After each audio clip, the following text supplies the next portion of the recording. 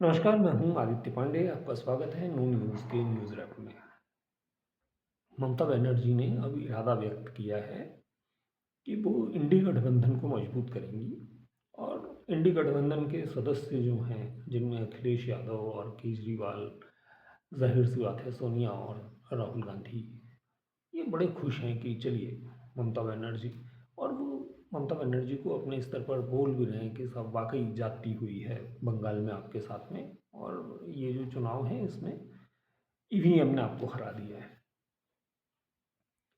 यहाँ तक तो बात समझ में आती है कि ममता बनर्जी इंडी गठबंधन के साथ जाएँगी, लेकिन इंडी गठबंधन का जो खेल है, वो इन चुनावों में भी थोड़ा-सा समझ लीजिए।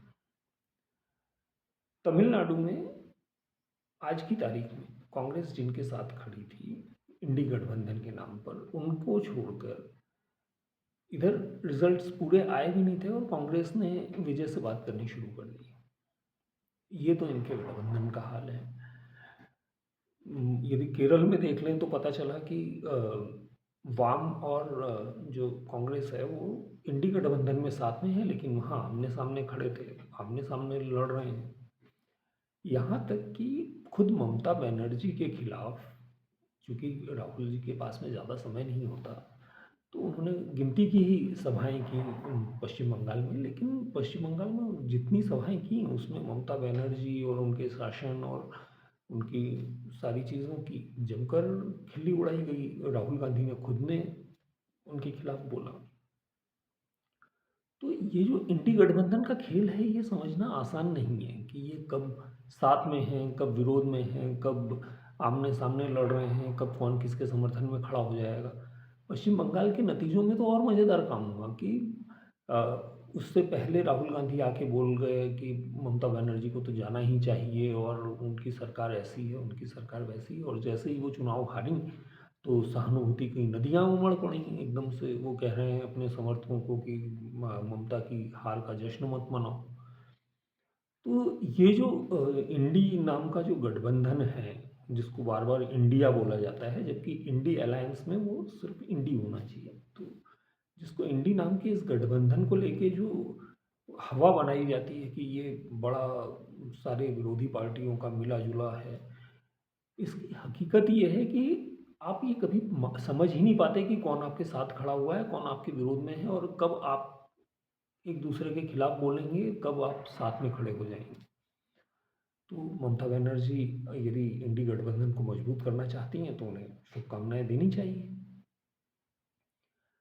अब जो कल ममता बनर्जी ने कहा कि मैं इस्तीफा नहीं देने जा रही हूँ, तो ये एक तरह से गतिरोध बनाने की कोशिश थी और इसमें अखिलेश यादव से लेके और राहुल गांधी तक सबने कहा कि आप चिंता मत करिए, आप तो अड़े रहिए, हम आपके साथ आके खड़े होंगे।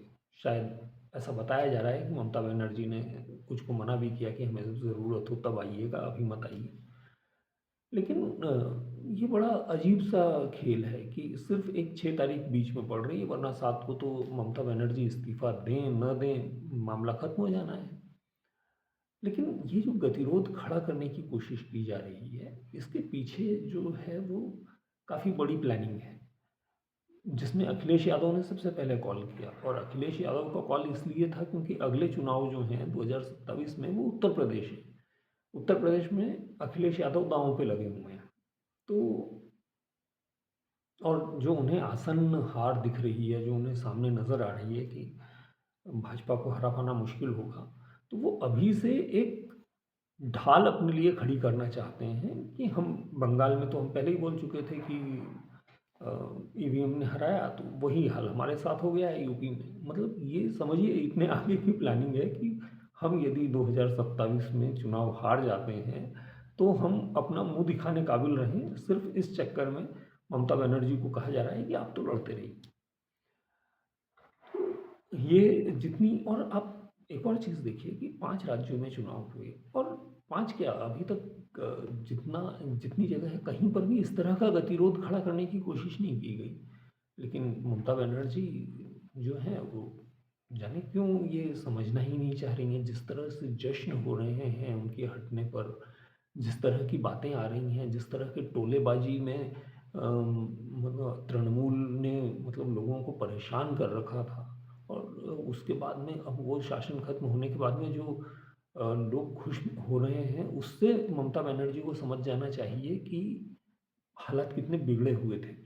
लेकिन वो ना समझना चाहती हैं, ना समझेंगी, और उनको समझाना किसी के बस का रोग है भी नहीं।